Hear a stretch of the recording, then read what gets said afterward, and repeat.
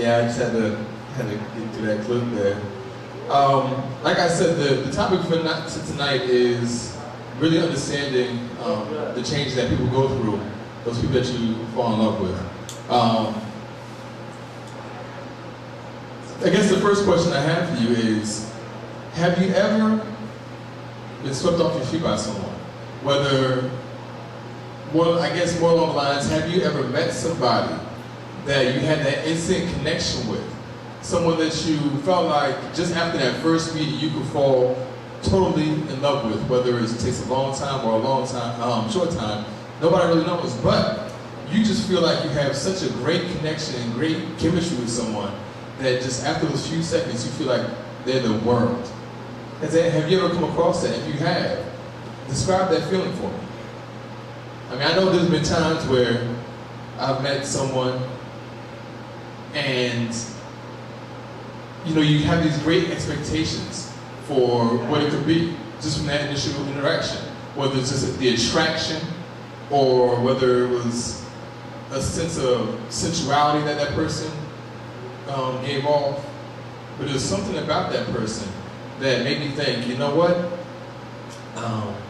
Yeah, I could definitely see something more happening with this, you know, with her. Has anyone else ever had that feeling? I know I'm not alone in here.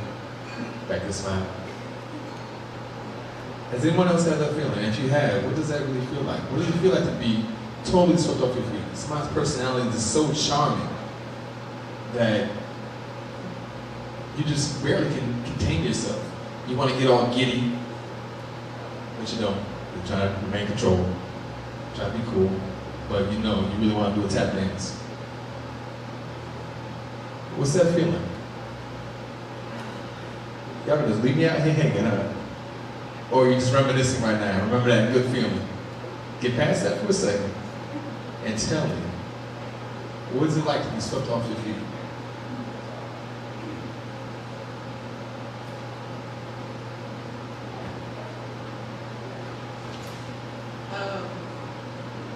I really only had that feeling once with one person.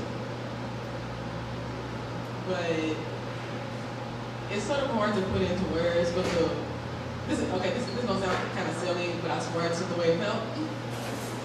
You know, it's like, first time he kissed me, you know, this would just felt like, yay! I mean, seriously, you know that feeling when you're a kid and you are about to just jump into that big thing of plastic balls, you know, and you jump in and there's all this joy because you know that it's going to be fantastic, it's going to be so fun, and you're going to have a great time. Just jump in. That's sort of what it's like. You just that feeling of, yay, you know, you jump in because you found this person, and it's like just this warmth comes over you, and everything is happy, and I swear I heard birds chirping, and it was nighttime. You know, but that was me. You just have that sheer excitement. You know, you met somebody, I mean, you've been searching for a long time, just, you know, bad relationship or bad date after bad date, and you finally run across somebody that just creates this passion within you, this excitement, this joy. And, you know, you just feel like you finally met someone that's going to fill all those needs and all those desires that you've had that's been lingering around for so long. And so, like you said, maybe it's a kiss. You know, you might have been looking at the person like, hey, we'll see. But then there's something about that kiss or that touch or just that moment that captures you, that makes you feel like, okay, everything's gonna be all right. You know, I know I've had that several times, not just at one time, but several times. I can remember in college, there was a young lady, you know, we had seen each other like for 2 or 3, like this, we came into school together freshman year. And then, you know, we would see each other around campus and it was just like cordial, whatever. But we became really close, I guess, during the end of my sophomore year. So by junior year, you know, we were considered, you know, pretty good friends. But we just had this chemistry. You know, it's like, you know, if I could hook up with her, everything would be perfect. Everything would be just all right. It would be fantastic. And so junior year came along and we got a little more acquainted and we finally did begin to see each other.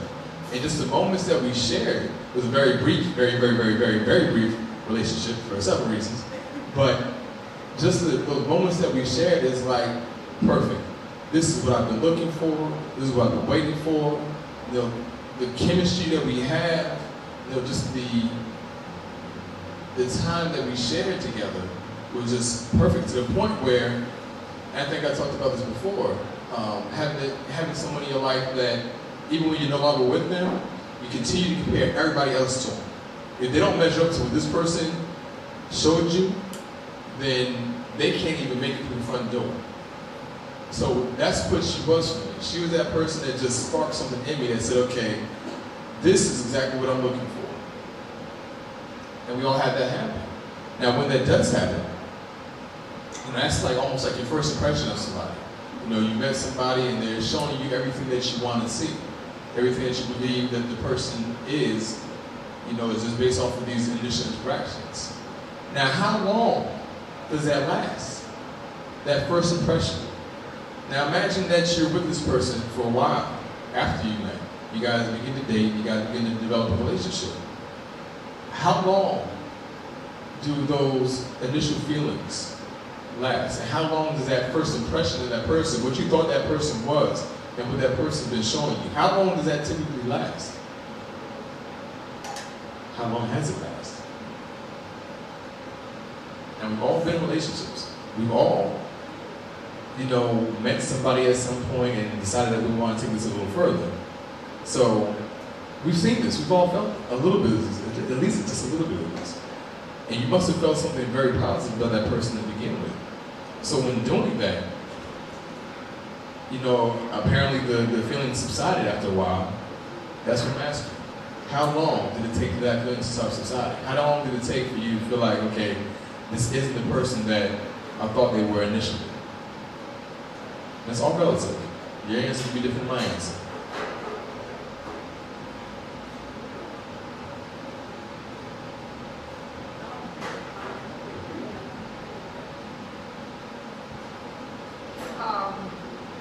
First of all, you could have those good feelings about a person, but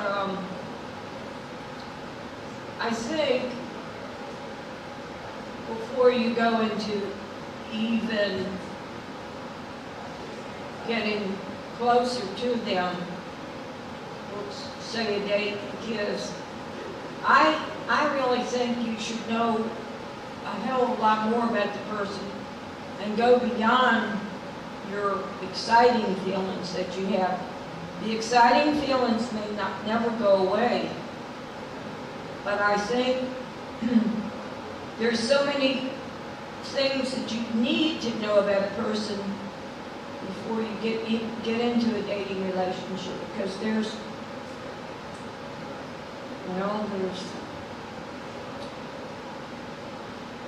first of all, are they a Christian? Are they an alcoholic? Are they a drug addict? I hate to say this word, but maybe are they gay? Maybe they don't go for women, or maybe the women don't go for men. There's a hell of a lot of things you need to really be careful about.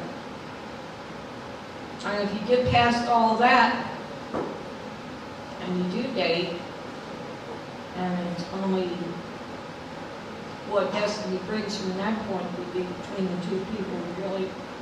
You really can't make a judgment until you are careful. That's all. Thank you, Ms. Jane. But I want to focus on those initial feelings, because a lot of times it's those initial feelings that will get you into trouble, you know, as you begin to move forward. And that's what we're going to explore further on in the conversation. But I just want to look at those initial feelings, that excitement that you feel, those butterflies. If you get butterflies, of course you have some come.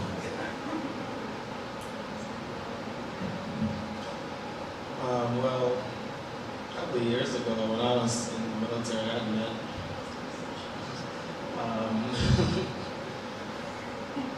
this female at a store, a department store, and when I met her, it was like, you know, like something was going through my skin. I couldn't take my eyes off her. And so, you know, as we continued to talk, and, you know, went on a couple times, that we never got along. Our personalities were so different. Yet, I still wanted to pursue it. I don't know why.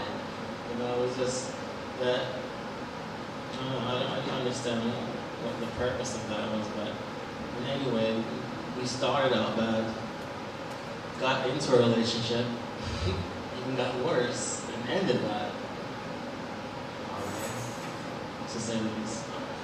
But the initial feeling, the feelings that I had for her while I even got into the relationship is what kept me going. I felt that we belonged together, even though we had numerous disagreements. And after a while, it took like 2 years just to see her true colors, just to see the reasons why we were constantly fighting and you know, going through all those. It took a while. And through the endless breakups and makeups and all that, it's just an interesting, you know, thing. I don't know if that made any sense. Okay, one that filled through his skin was probably worms because she was horrible. But he knows I hate her. But I know with that one person that I had, you know, we knew each other for maybe a month or two before we actually went out. I mean, even then it's been like that. You know, we spent all our spare time together before our first official date for some reason. We got along completely, you know, and the feeling of, you know, that whole yay feeling, it took a really, really, really long time for that to go away once we broke up because the things that brought us together in the first place were still there. So we sort of still had this friendship, you know. You know, it was like the things that attracted to me in the first place, it's not like he lost those qualities just because we decided not to be together. You know, and plus it was a mutual breakup. I didn't really mind, and he didn't mind. It was like, oh, okay, it's just, you know, this isn't meant to be. You know, but a lot of times it is hard to look past that feeling because that's sort of what I had to do with him. You know, I mean, because our beliefs were just on two completely different paths, and it's sort of hard to form a long-lasting relationship when you see a future, you know, that's a little more mainstream than his. You know, I mean, his ultimate goal was to retire at 50, move to Jamaica, smoke weed all day. I mean, if you're into that kind of thing, it's great, but I mean, I was just like, you know, I can't, and that's pretty much what he did while we were together. I mean, not around me, because he respected me enough, but I sort of had to look past all of the, oh, we have this in common, we have that in common, we work so great together, you know, to finally say, okay, you know what, this isn't going to work because we aren't compatible in that way. That's pretty important. So you sort of got to push past that and think rationally, because that whole yay feeling is not a very rational feeling. You know, I mean, you have to actually think about it and say, okay, this is the issue and can we get through it? And in the end, we couldn't. We just ended up sort of staying friends. You know, I'm going to tell you, the one thing that tends to get men in trouble a lot, I mean, I think it can get anybody in trouble. But I know for me personally, the thing that has gotten me into trouble a lot is that I'm a lips and hips kind of guy. And so I tend to be very attracted to that.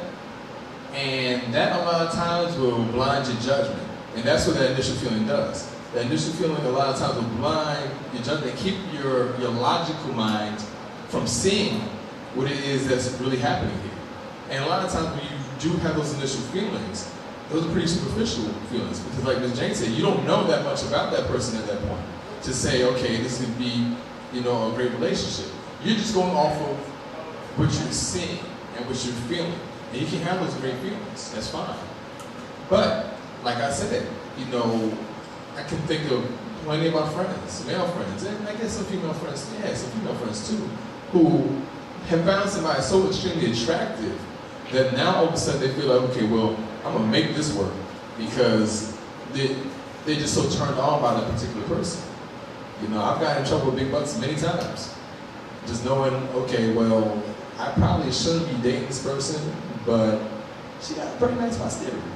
Now that will get you in trouble. But thinking about those feelings, thinking about those butterflies that you get, thinking about that excitement, that joy, all those different things. Are there other ways or other areas of your life that you feel that same way? Like you said, maybe it's jumping into that big vat of balls when you're a kid. But are there other areas of your life where you can attain the same kind of excitement that you get when you initially meet somebody that has that kind of effect on you? Is it up? With my job, I get that feeling of excitement. I'm a nurse, so basically when I interact with patients, it depends on the individual. I get the happy feeling when I know that one day the person can be sick, or, you know, deathbed, and then 2 weeks, 3 weeks, depending on how long the patient's in the hospital, and then you see the person on their way out, going home. Going back to the questionnaire, you talked about that initial feeling. When I interact with individuals, it's of course the physical initially, and then your interaction with the person that might become emotional. I get a butterfly, I feel like I'm floating on cloud nine, you know, just to hear his words, just to hear him, just to be around him, the scent, everything is a turn on. How long does that usually last? I would say throughout the whole relationship with all of the gentlemen that I've interacted with. However, it's just their personality that turns me off, but yet I still don't want to leave him. I still need to be there with him.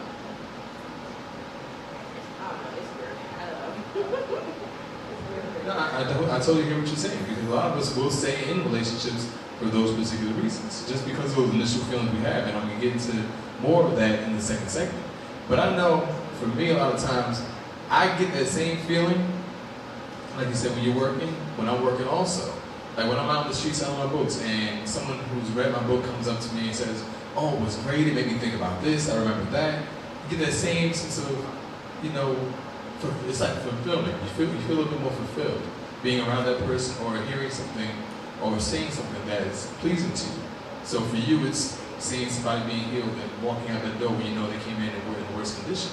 You know, so we all have those different feelings in different ways. The problem is, and I think this is why we get so stuck into these relationships, is because we don't get to experience that kind of joy on a normal basis. It's so few and far between that we have experiences that take us that high, that really make us want to do jumping jacks and tap dance. You know, a lot of us aren't that fulfilled in our relationships. A lot of us aren't that fulfilled at work. A lot of us just aren't fulfilled within our own beings. You know, but when we do have that, it's so hard to let go. Even if everything in the world is telling you this is the wrong situation for you. Because you have just that joy for those moments that you're with that person or in that situation, you don't want to let that go. It's such an extreme high. You know, I know also for artists sometimes, when you have, say, a hit record, or, you know, something that is so, like an album or a song that you created that was so fantastic, you're always looking to recreate that same feeling of joy. I know I get that with writing too. You know, when I'm writing and everything's just flowing, I have this great story coming out that I'm not even conscious it's coming. You want to maintain that same kind of feeling. A lot of times, people will turn to drugs. You know, you hear a lot about, you know, different artists who, you know, start doing cocaine, or even when you saw Ray, you know, and they were, you know, they're saying how much more of an edge you have when you're on heroin and stuff like that. People are constantly looking for that high. You get a high off of people. You get a high off of these different experiences, different situations. And it's so hard to maintain. You're going to look for any way to do that. So whether it's staying in a bad relationship just to get that little bit of a high, even though you can have much lower lows, you do the same thing with drugs. You know that if you start doing drugs, yeah, you can maintain this great high for a very short period of time. When you get off, you're going to hit rock bottom.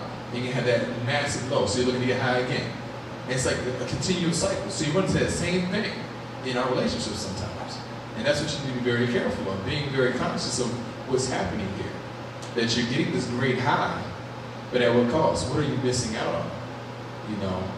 So that's something I want you guys to think about as we move into the next segment of the